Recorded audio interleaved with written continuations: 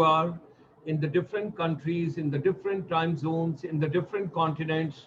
We extend you a very hearty welcome to be with us in this particular webinar. And this is a special webinar which we bring to you in the afternoon, particularly with the young crowd, the dynamic crowd, and people, those are innovative, those are creative, those are vibrant, those are dynamic, and they're doing something either as a startup or as an entrepreneur or as a stand-up or as a make in India, whatever they are doing. So it's a youngster we get every day in the afternoon at 12:30. So today we are privileged. We have got Dr. Babar Afzal. He is joining us and he is very creative and very dynamic. That's what I've heard about him. And there's a new education policy 2020 which has been announced by the government of India. So when you look at paradox of education and wisdom of a shepherd, what he wishes to talk, and he talks through his story, which becomes a motivation for the younger generation and for everybody. So that is the journey. But before I get you to Dr. Babar, I would like to share that our chamber, International Chamber for Service Industry, since 1994, which is having the confluence of the non-resident Indian from the world over, and then at the same time the corporate sector, and then of course various policies for the government from time to time which are need-based. So it's a non-resident Indian, corporate and the government interface on a common platform. At present, approximately 30 million plus non-resident Indians are abroad in different countries, in different ecosystem, different zones. So ladies and gentlemen, this afternoon, we are really privileged to have Dr. Babar Afzal, founder Pashmina Goat Foundation with us. We extend a very hearty welcome to Dr. Babar. He is, when you talk about sustainability and the climate change, crusader from the Himalayas. His journey is one which is an intertwine of several different threads. It's about a man who quit his Silicon Valley career, that is the United States, and became a shepherd and took upon himself to guard the roots of the ecosystem and give the perfection that is Pashmina to the world, and in the process give back as much to the community that has selflessly given us the finest fabric known to human mind and humankind and the man folk on this planet. He is now a Pashmina Goat Shepherd and a Luxury Pashmina Abstract Artist from the last 7 years. He holds a vision to democratize the authentic Pashmina ecosystem of the world. He is an author, artist, and a founder Pashmina Goat Foundation that has multiple micro initiatives of groundbreaking technology, and that is a ground breaking technology, art, design, and experience for authentic Pashmina ecosystem of the world. He's a blockchain expert. Imagine the techno savvy, and coming this side, he's a blockchain expert and a blockchain expert apart from his background, and a high profiled ethical hacker from Silicon Valley, recipient of multiple national and international awards, and a fellowship and featured regularly in the state, national, and international media. He has been referred many a time as the most credible man and voice on Pashmina in the world. So, ladies and gentlemen, not to make you wait anymore, and I drop the curtains, and right over here is the celebrity of the afternoon, and he will share his wisdom, his creativity, his innovation, his cerebrum with all of us this afternoon. And we would also be happy to understand and to know from him what exactly is the journey from Silicon Valley all the way coming to Pashmina. With these words, Dr. Babar Afzal. Uh, Thank you, Mr. Gulshan. Thank you for inviting me on this show of yours.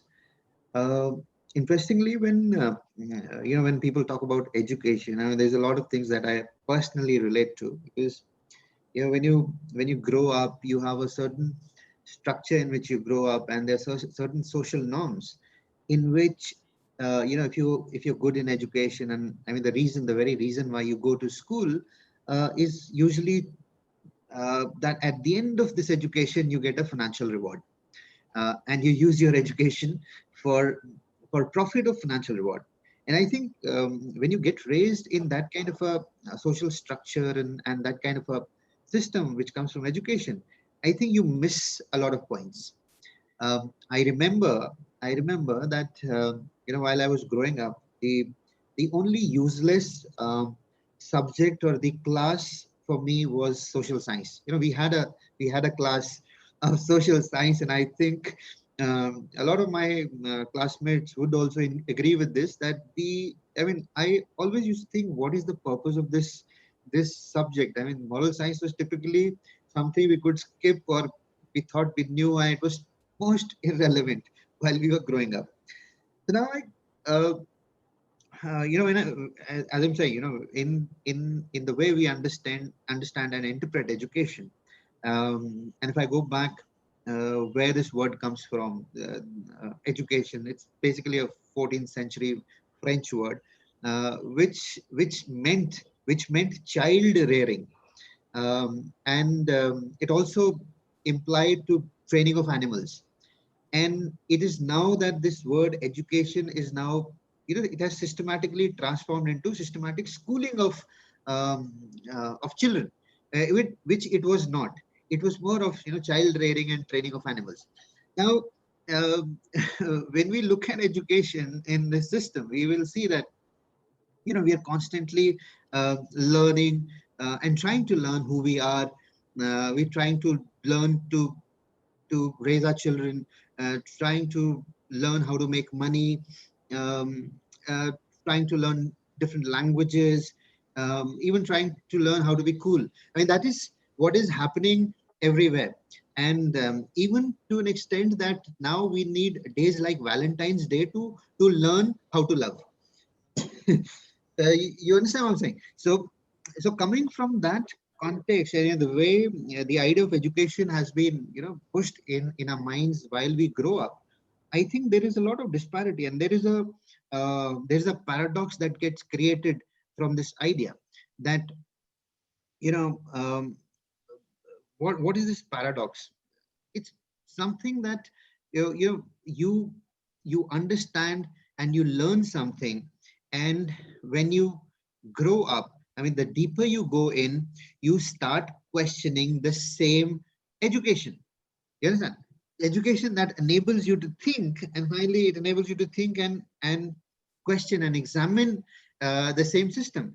I think this is the paradox that we are living in, and I think um, I have had personal experiences questioning a lot of things that I learned as a child, and my interest. Uh, there's a famous quote by Lord Halifax, and he says that education is what remains when you've forgotten everything that you learned. So I think for me it was moral science. Something for me it was moral science, and I mean the most useless subject in my schooling became the main driving subject for me when it came to decisions of life. So this is where I fall in, and I'm thankful for that. But I also realize that education system actually educates you out of creativity, not into creativity. It actually takes you away from creativity. And there are many people who have spoken, and people who are doing research around it. And I can quote a lot of people who are in that space and who are trying to figure out what is the future of education of 21st century. And I think um, my my understanding of myself came from moral science, and I think the most useless subject, I would say, and which became the most prominent. Um, Many years ago, I wrote a paper called um, "The Probability of Falling in Love with the One You Hate is Always High." Um, and there's certain conditions though when this is absolutely true, and the absolute truth comes when you fill these two um, uh, facts, that you have to hate in extreme. I mean, you have to be true. the moment you do something in extreme, the opposite happens. Um, uh, the way one can understand this is that what happens at the end of war, prolonged spells of peace, right? So there's peace after that. Um, we know that there are stories from rags to riches, and there's so many stories which we can relate to, and which have primarily become a lot of motivational stories and around the world, and people seek inspiration from that. Um, so what really is education? And if it is just about to reap a post-education reward of profit or um, or a reward of anything that improves your financial position, I think that is not the holistic way of looking at um, education. And today, when we talk about education, I think world around people are looking at linking your education to the quality of life. Uh, uh, and I think one has to be smart enough to link his or her education to the quality of life that one gets um, or maintains throughout one's life.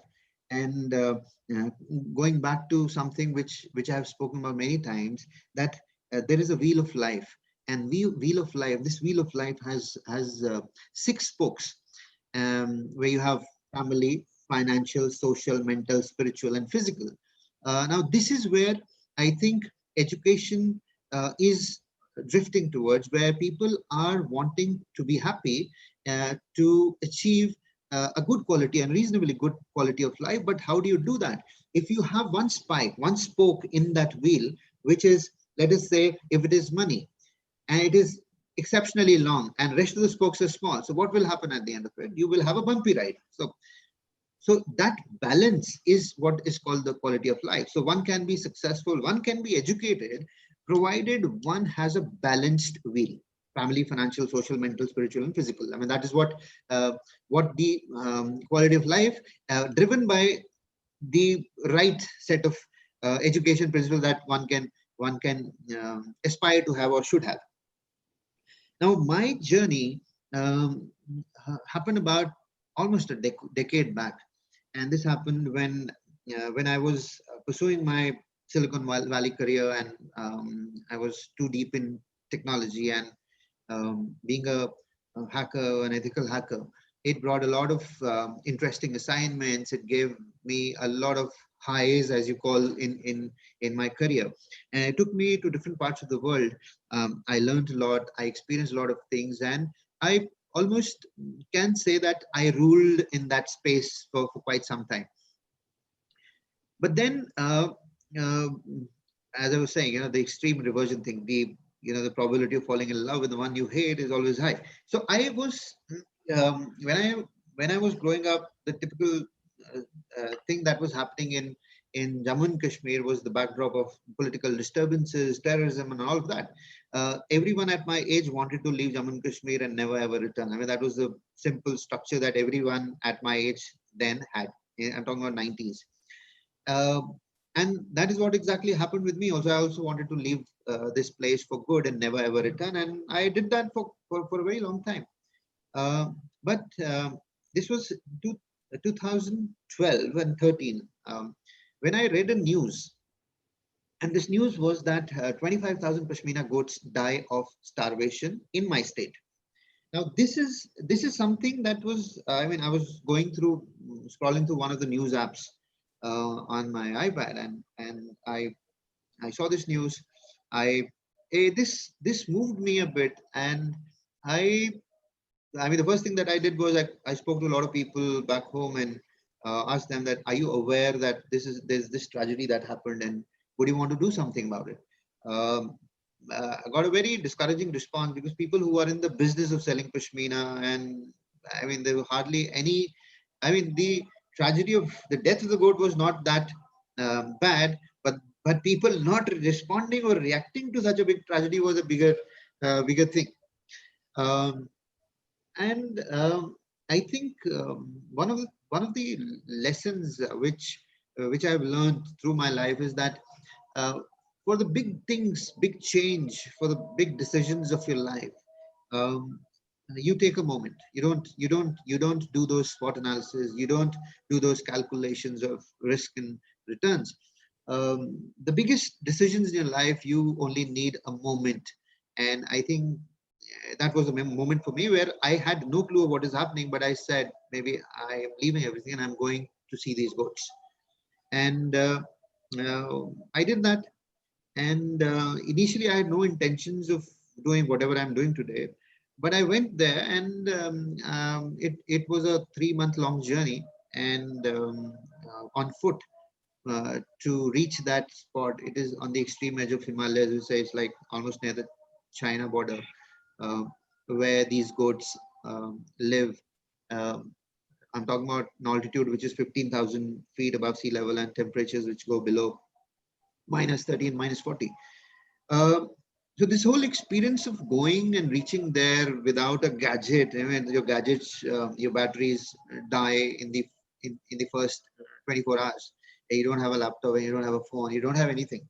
And then when you're on your own, struggling with the language, food, people, terrain. I mean, I'm not physically that fit to be in that terrain. No, everyone I know needs oxygen to sustain oneself at that altitude. It was a struggle. It was a bad struggle.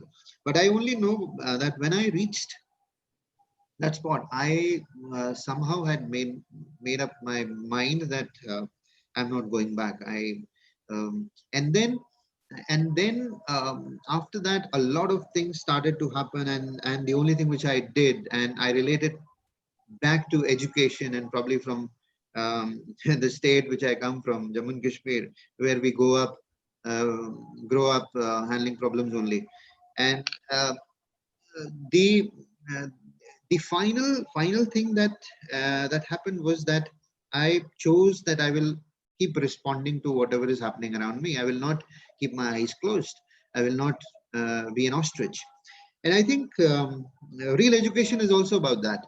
It is about looking at things around, not looking far, looking at things around and responding. And sometimes I relate this to education, but more of this I relate to my artistic mind. I have been an artist as a child. I used to paint, and I think the creative spirit and spin comes from when you start responding to things that keep happening around you. And it's been almost 7 8 years now. I became an activist, and I started representing these people and the pain that everyone is going through. It's been 6 7 years. I never came back. I've been living a life of a shepherd. And then I realized that that is not enough. Everything that I was doing was not enough. So every failure made me think again, made me question myself again, and made me learn more. And I think education is also about, when you go back to, you have to go back to school to understand. And in the past 6 7 years, this is what has been happening, that I've actually gone back to books, to many things, and to only to understand. So today there's a lot of talk about cognitive thinking in education. How it comes into place that if I have to talk about climate change, um, I almost, it's not only me, many people go in an overload, and the brain goes into an overload. Why? Because it gives them that tingling feeling, because they can they cannot explain or comprehend the magnitude and the complexity of the problem. And in order to understand and comprehend the complexity of a problem as large as climate change, I then go back to basic points, that in order to talk about climate change, in order to participate in solving such a big crisis, I need to be informed. I need to think critically. I have to become mindful. I have to have multiple perspectives of the problem. And in the end, I have to learn. In the end, I have to learn. I mean, it cannot be handled without learning. So when you go into something where you want to do something and you are not aware of anything, and for me, this whole ecosystem of problems, as I say, ecosystem of problems and ecosystem of Pashmina. Um, this ecosystem of problems had so many multiple, complex, and beautiful layers to it, that I started educating myself, and I had to go back to learning, because all this was giving me a tingling feeling, because I am unaware, and it is that that strain and the overload on the brain that takes you to another level, and that strain is cognitive strain. And I think, and I'm a strong believer that strain is required in education, because problems do not sit in isolation. And I think people who are solving problems today, almost every one of them agrees that it is never about solutions. The problems are never ever about solutions. Problems are only about correctly understanding the problem. It is never about solution. Solutions can be designed by fools also, once the problem has been properly structured. So, in my journey as a shepherd from Silicon Valley to being a shepherd and herding goats. I have a lot of goats. I herd them, and I think my gurus are these goats, and my gurus are these shepherds. And living with them for 6 7 years, there are many interesting and powerful lessons which I have started to share with the world. And I also wrote a book called Six Times Thinner: The Call of Pashmina. There's also a documentary made on my life, which also talks about this issue in a much bigger way, where this whole effort of peace and whole effort of understanding the complexity of the Pashmina ecosystem some way delivers on UN SDGs, and it's a peace initiative. And what I 6 7 years ago, what I had in my mind, that I knew a lot, and I'm going to this community who's uneducated, who's not who's not even connected, who do not know what internet is. Maybe I have a certain edge with these people, and I can go and teach them a lot of things. But this whole idea was dismantled beautifully, and I realized that I know nothing. And I think that is that is as I say, there's a certain bias that gets created, and bias, you can actually relate it to blindness. A lot of people today, they dive deep into industries, into subjects, and all of that. And then what happens is that they start developing that bias, and they start looking at things only from that lens. And that is where um, you get blinded from the real thing. For me, these shepherds have been my gurus. And the first lesson I wrote, I speak about six lessons, and these are uh, uh, wisdoms of shepherds, which are relevant for solving a lot of problems of 21st century, and which is also the wisdom for startups, for homemakers, for politicians, for educationists, people who are in leadership positions, and people who want to lead. And that the first lesson is shed excess baggage. Um, this is, this comes from shepherds, and this comes from my first lesson when I started tending to these goats. Um, Understand that you have 2,000 goats to take care of, and there's always an attack that can happen from wolves. These goats can get lost. A lot of things can happen when you have 2,000 goats, and you're tending to them, you're herding those goats. Consider the problem when you have a lot of baggage on your shoulders, and you still have those 2,000 goats. Will you be able to handle them? No, you cannot handle them. You have to be light. So in a typical sense, the uh, the the way you picturize a shepherd, the shepherd has a blanket and a staff, a stick, right? And and that is what keeps the shepherd light. And only if you are light, you will be able to see things. I mean, if you are too engrossed in your in your own thing, you will miss a lot of things, and maybe some wolves will attack and even kill and eat a lot of these goats and sheep, and you won't even know. So the only way to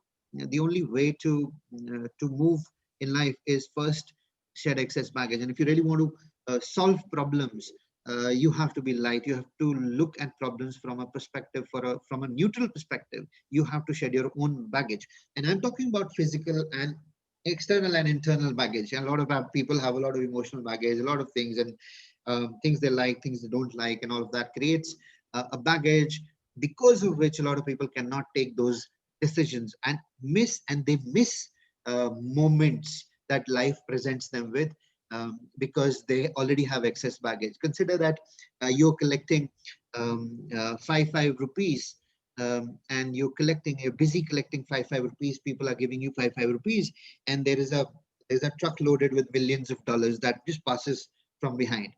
You can't leave this because you're already loaded, but you missed a bigger opportunity. I think that happens when you shed your own baggage. Then you start looking at things and you see things which many people do not. Chapter number 1 of my book. I talk about shed excess baggage. The second and the most important lesson, which was immediately after the first lesson, is that one should know as a shepherd that there's a ritual. There's a ritual, and this ritual is about counting your sheep. It happens every morning. It happens every night. Um, when you have so many goats to herd, you will not know what happened, because there's a big terrain and you take them out, you bring them back. You would not know if you took out 100 and you brought 90. You would not know. You have to count. It's a ritual, and this counting is very important. And I relate it to startups and businesses and these structures where we talk about SWOT analysis. You have to know your strengths and weaknesses in order to move in life. And a smart shepherd does that every day, and it's a ritual. It has to be done. So count your sheep, meaning you should know what you have and you should know what you do not have. And I think as we keep building that clarity in life, I think we reach a point where a lot of doors open in front of us. Um, Being anywhere in the world without uh, being aware of your own position is actually a weakness. So one should know how to count their sheep. One should know their strengths, weaknesses, and that's the second lesson that comes from the shepherd. Third, very interesting lesson is that as a shepherd, you have to seek greener pastures. You have the right to seek greener pastures. Opportunities that come your way. It happens always that when you get educated and when you're aware of the environment, you have all the right to seek greener pastures and those opportunities, what you like, what you get pulled to. One should constantly seek for greener pastures. And as important this part of education, I would say, and this lesson from the shepherds is, there's an equally and a more important lesson from these shepherds, that and I think this is the key. This is the key. Why? Because uh, um, seeking greener pastures and finally being in those pastures is normal, but the real game lies when you know when to leave the pasture. And that's the fourth lesson: leave the pasture. um, I think when you grow up in life, when you're doing good, um, you you develop a certain bias and you think that your is the best way and you're at the top of the game, and you become blind to a lot of things. And I think that is where the real downfall begins. uh, the party cannot go on forever. It is useless to have hundreds years of experience if you're not even learning anything from one day's of experience. What experience will give you if you're not even learning anything? So the fourth, that you have to leave from the shepherd perspective. You leave the pasture because you want to give time to the pasture to grow, to regrow, so that you return back and the grass will be ready, and then the goats will graze them. A very important lesson: leave the pasture. Once you know when to leave the pasture, and I think that timing and this act can beautifully be related to the startup ecosystems around the world, where exiting uh, is the key. Investors come on board and they talk about the exits only. So there are no lifelong commitments. It's everything is time bound: 6 months, 1 year, 2 years, 5 years, and we take exit. I think this comes from a certain sense, and I think that sense is very important.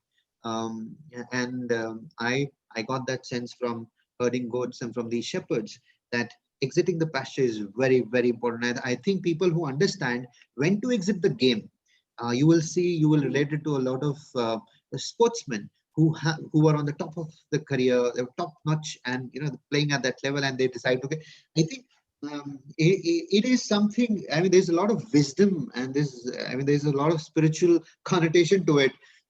People who have done it and why they have done it, um, uh, and I can relate it very well to my life also. Another very important lesson, which is the fifth lesson, is face the wolves. Uh, when you go out with these goats, you cannot stop, because that there are wolves in that terrain, and um, and it's a truth that wolves are not at lower altitudes. uh, Meaning, when you rise in life, there's a I mean, the real threat comes there.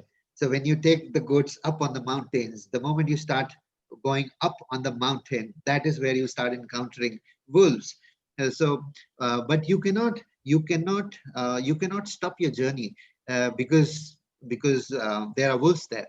And I think wolves, uh, in that spiritual connotation, I would say the wolves have a certain role to play. They're not there to scare you, they are there to prepare you. uh, and that preparation is something that takes you to the top of the mountain, which is the last lesson from my book called No Mountain Too High. It is never about the height of the mountain, because individually we all are climbing mountains in our lives. We have our own struggles. Altitudes of those mountains can differ, but we all are climbing mountains. And I think there is no mountain that is too high. If you come from that position that you always there to learn, you will stay light, you will shed excess baggage, you will keep counting your sheep every moment. So when you take a step up, or when you take a step down, it really is not in that context that you're going up or down in life. It is actually that you're changing from one realm to the other. And I think that is where the growth is. And I think growth, and I talk about growth in different contexts also, and I think growth by design rests on something called disagreement. Um, so when you start disagreeing, and you look at this ingredient, the disagreement, I think disagreement is a design. By design, it's a component that takes you onto a high level, that takes you to a point where you start challenging things, and in process you learn, and that is your internal growth. So when I talk about initially I started talking about quality of life and the paradox. What I mean is that the very system that educates you, when you get deeper into it, you start examining the same system. And now the purpose of education should be change focused. Talk about change focus. So the ability and the speed with which people can adapt to change, I think that is what needs to be taught. There's nothing else. I would say there's nothing else, because every time we are we are in process of education, and we are educating ourselves. But uh, that education can be triggered by a certain change, and your own resolve to accept that change. I think if there's a certain change that happens around me, I take a resolve that I will become relevant when the change happens. And in that resolve, I educate myself. This is what I'm saying. I had no background in this whole industry of Pashmina. Um, and today, fortunately, because of this struggle, this internal struggle of learning and growing and facing wolves and doing everything that I could, um, this whole tragedy was a triggering point, and that triggered me into questioning a lot of my own belief systems about education and purpose in life. And I come to purpose in life, that you will find that there are so many things that keep happening around us on a daily basis. But unfortunately, because of certain reasons, we close our eyes. We do not see them. We purposefully do not see them. And we look for problems which are far away to solve, ignoring the ones which are just next to us. And I think this is also something where when I talk to youngsters, I'm saying you really do not have to go far. There's so much to be solved just around, or it might be inside or outside your house. And if you only start looking at those things critically, there's enough to be done. And then a problem for me, a tragedy that brought me into this whole thing. I I I speak about this very very often. That as children, as youngsters, or even as adults, because I was an adult when I thought of quitting everything, whatever I was doing. And never underestimate the power of your emotion. Never ever underestimate the power of your emotion. There is nothing else. I would say there is nothing else. And I have a certain stature today, and people recognize my effort, and I'm very thankful for that. But the only reason that has happened in my life is that I recognize that emotion, and I related back that maybe as a child I used to play with a goat. There is nothing else. You know, everything that I have in my life today, it is for that small emotion, and that emotion is very important. And I think a schooling or an education system today, whatever it does, it should aim at preserving the emotions of children and ensuring that they are not trained as robots, ensuring that they are human beings. And there are certain things that only humans can do. Obviously, if if one if one feels that your jobs will not go away, I'm sorry, they will go away. Uh, if you think that you will not be replaced by a computer, I'm sorry, you will be replaced by a computer. So where do we go, and how do we look at preserving ourselves as a species? I think at that level we need to understand that it is that emotion which probably will take a lot of time to be replicated through an artificial intelligence system or through something else. It will take time, and till the time that that happens, and we really see that, I think the entire effort should be about preserving those emotions. Today we all know that it is that emotion which has become a political tool. We have to understand, this also, that we are so much our emotions are our triggers. They are our remote controls, meaning that there is a lot of power in this. Um, as we grow, as technology grows, I think there'll be more things that will come into play to harness and take the potential of this emotion and use it in favor or against mankind. So that is where we're going. So again, going back to the paradox, that everything that we learn in the system enables us to examine the whole system. And I think that is where the beautiful paradox is. And I think only as educationists, as people who are trying to do whatever we're doing, and if in any way youngsters get inspired, they have to look at what they are learning and how they are learning it. And as Lord Halifax said, what remains. I think we have to focus on what remains from this education when we've forgotten everything. So that is where I am, and thank you so much. Any questions? So you're happy with the, the kind of a venture you have chosen, coming back from Silicon Valley and plunging into it. What message would you like to give to the younger generation finally? What message would you like to give to the younger generation?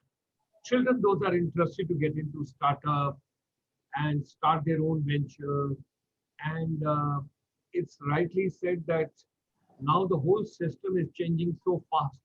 And something very important between the corporate sector and the education sector will never be able to keep the pace, the speed on which the technology is bringing a change in the entire perspective and the corporate sector is working into. So uh, change is constant. Speed is too much. There is too much of information which is being bombarded. Your children don't require knowledge or content anymore. It is available in abundance. Rather, it is difficult for them to take out the relevant portion from there what they need. So, what message would you like to give to younger generation? Follow your passion, follow your dream, follow your gut feeling, follow the necessity or the need of the time, or follow which will be economic activity. Something you've got to give. If you would give up at Silicon Valley and come all the way over here and get into this venture. So, I would say, what would you like to tell the younger generation? See, so if I really have to summarize this whole thing, first of all, whatever I say, in order to generalize it, so that it is applicable to, every youngster, Yes, because obviously there are certain groups of youngsters who will understand a certain part of what I say, and there's certain who will not understand. So first of all, I come from a very big concern, the background and a position where I see youngsters today are under a lot of stress, and and that stress actually comes and springs from an education system which I would say is practically broken. Um, Meaning that an education system, I'll give you an example, an education system which says that there has to be diversity in the way you learn things, has a group of people who have a certain level, certain mental capability, and that group does not accept diversity. Now, again, it's a paradox.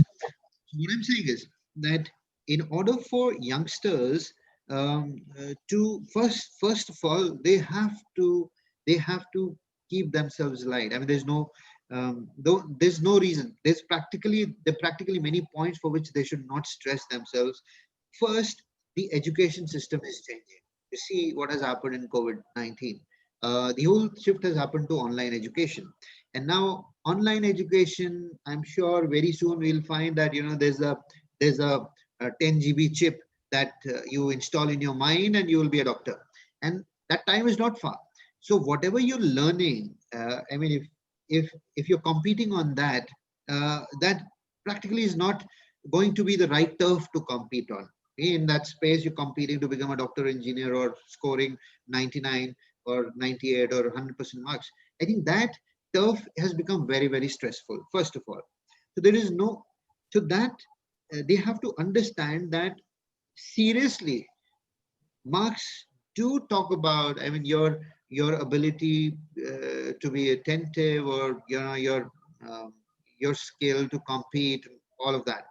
But really, it does not reflect anywhere in your afterlife. Um, After life, I mean, after you're done with your education. First thing, and second, a very important thing for youngsters is that they should, um, um, you know, I already quoted that. They should not underestimate the power of their emotion. I think there is no two ways of saying it. They should not underestimate what they love, and I think love is a very powerful tool. It's a very powerful thing, and if you're really looking at participating in the direction in which this world is progressing, I think maybe sometimes you can also, sometimes if you're just a normal good human being, that is also enough of a participation in in short term uh, growth of the world, and looking at, even at a level where there is evolution happening. So that is a second. Third point I would lay more stress on is that uh, if you really enjoy something, um, one should also do that SWOT analysis. That counting your sheep is very, very important. Sometimes what happens is that we are unaware of our capabilities. Sometimes if we only accept that this is what I cannot do, I think that becomes a starting ground for success, for learning and moving ahead. A lot of children, just in a race to please either their parents or get good marks, forget that this is not something that I love, but I have to do it because, I mean, there's peer pressure or whatever you call it. And I think it is important as growth. I spoke in this session only. I spoke about the wheel of life, and I think it is time that we are taught, and these youngsters understand that family, financial, social, mental, spiritual, and physical well-being is the key to success. It does not matter if your wheel is small. It does not matter if your wheel is big. All that matters is that no spoke is exceptionally big and no spoke is exceptionally small. Because if that happens, you have a bumpy ride. So in order to enjoy life, in order to have that quality of life, work so that all these six spokes are equal and balanced. You're physically fit, you're mentally, you're spiritually fit, you're all of that, and aim for that quality of life. Small wheels really, I mean, they can compete with big wheels as long as they are round. No wheel, no matter how big, if it is not round, it cannot even, compete with a small wheel. So I think that is my message to youngsters. Thank you. Thank you very much. That's a great inspiration. And this program will get repeated number of times on the YouTube. It will Right. reach out to all the non-resident Indians world over, and it will reach the youngsters in the entire fraternity. So thank you very much, because in the afternoon every day we get inspirational program, and that's why 12:30 to 1 we have got, and I think it has gone to 124. You have enjoyed. We have also enjoyed thoroughly, Same here. and look forward to Pleasure. meeting you. And you should always remain inspirational for many world over, because I would say it's something is remarkable what you're doing after giving up your profession